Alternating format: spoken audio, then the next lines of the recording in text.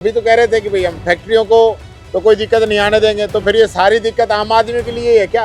तो फिर वही बच्चों पे एक बटन डालने वाला काम कर रही है। ऐसा लग रहा है जैसे सरकार ने कोचिंग संस्थानों से मिली भगत करके वापस छूट देने की तैयारी कर ली है। पर मेरे से तो ये जो है ना खार खाए बैठे, मेरे को तो लेते नहीं कमेटियों। कहीं ना कहीं सरकार जो है मजबूत बिल लेके नहीं आना चाहती, इसका हम विरोध करेंगे। ये तो सरकार का फेल्यूर है, मैनेजमेंट ही नहीं है। बिल आया कहाँ है यही तो समझ में नहीं आ रहा। भाई ये सरकार है या कोई सर्कस चल रहा है? देखिए मुद्दा बहुत सीरियस है और पूरे राजस्थान के संदर्भ में इसको देखा जाए तो पूरे देश के जो बच्चे हैं राजस्थान के अंदर आते हैं कोचिंग करने के लिए, और कोटा तो हमारा एक हब है।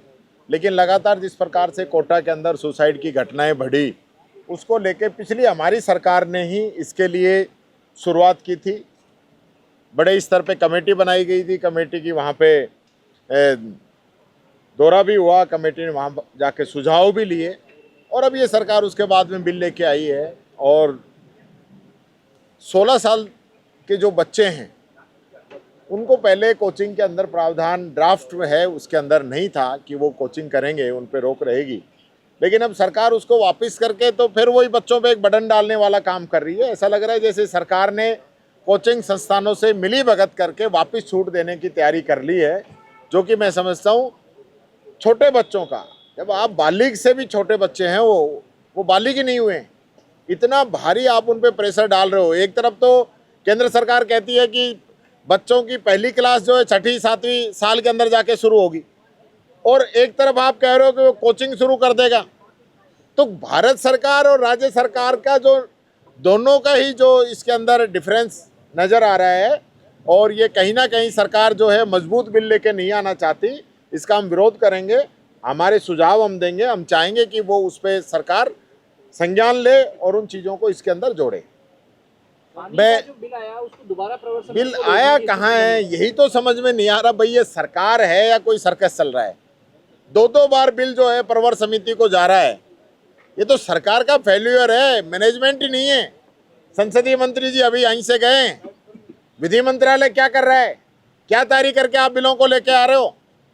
2 बार बिलों को वापस होना सरकार खुद ले जाती। पिछली बार तो चलती चर्चा के बीच में 3-4 सदस्य बोल पाए थे, बीच में इन्होंने कहा साहब हम इसको वापस लेंगे। उसके बाद परवर समिति को भेज दिया, परवर समिति की रिपोर्ट आ गई, उसमें मात्र मोटे मोटे 2 संशोधन किए कि 2 MLA को भी इसके अंदर मेंबर बनाया जाएगा, और जो है किसान को इससे अलग रखा जाएगा। बाकी तो यूं की यूं सारी चीज़ें हैं। न इसका राजनीतिक कोई व्यक्ति इसका अध्यक्ष होगा, 15-15, 20-20 लोगों की कमेटी है, निर्णय कैसे करेंगे? हेडपंप लगाने तक पे भी आप परमिशन की बात कर रहे हो, जहां पानी बचाना है। आप अभी तो कह रहे थे कि भाई हम फैक्ट्रियों को तो कोई दिक्कत नहीं आने देंगे, तो फिर ये सारी दिक्कत आम आदमी के लिए है क्या? किसान को भी दिक्कत नहीं है, इंडस्ट्री को भी दिक्कत नहीं है, फिर आम आदमी बच गया, उसके लिए दिक्कत है। तो ये इस प्रकार के जो प्रावधान करना चाहते हैं, और मैंने तो ये भी कहा है कि आपको इतना भारी जो बिल लेके आ रहे हो उसको लाने की जरूरत क्यों पड़ रही है? क्योंकि मुख्यमंत्री जी कह रहे हैं कि मैं ERCP का पानी भी ला रहा हूँ, और यमुना का पानी भी लेके आ रहा हूँ, और नर्मदा का भी आ रहा है। जब चारों तरफ से पानी आ रहा है तो फिर जरूरत कहाँ है? तो ये बात मैं कहना चाहूँगा, ये सरकार सिर्फ दिखावा कर रही है, मैनेजमेंट जीरो है, जिसकी वजह से दोबारा आज बिल जो है इनको वापस लेना पड़ा है। मंत्री कुछ सदन में मौजूद थे, वो कह रहे हैं कि बोले नहीं ऐसी कोई गंभीर बात नहीं है, इससे पहले भी प्रवर समिति को भेजा गया था, तो कोई लैकुना ना रहे इसलिए ला। देखिए सबसे पहली बात यह है कि प्रवर समिति को भेजा जाना ही अपने आप में यह है कि आपने कमियां रखी।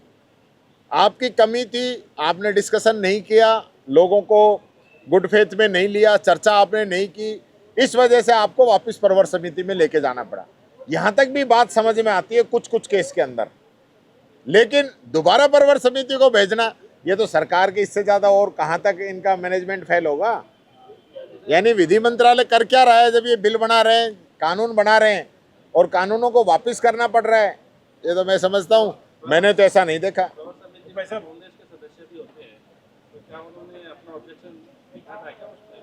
देखिए मेरे को तो इन्होंने मेंबर बनाया नहीं, जबकि ऐसा नियम तो नहीं है, लेकिन परंपरा है कि नेता प्रतिपक्ष को भी प्रवर समिति के अंदर लेते हैं, ताकि विपक्ष के भी अगर कोई सुझाव है तो वो आ सके।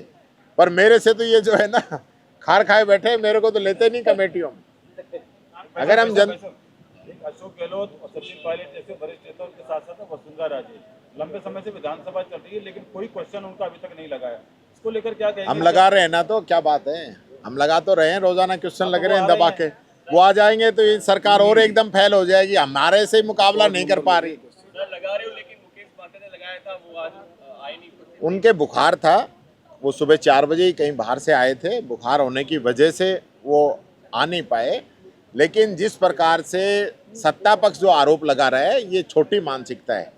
इस प्रकार से नहीं होता कि कोई माननीय सदस्य, इनके भी 5 सदस्य नहीं आए ना, 4 तो 295 वाले नहीं आए, और एक इनका कंवरलाल मेंबर है, वो नहीं आए इनका क्वेश्चन के समय।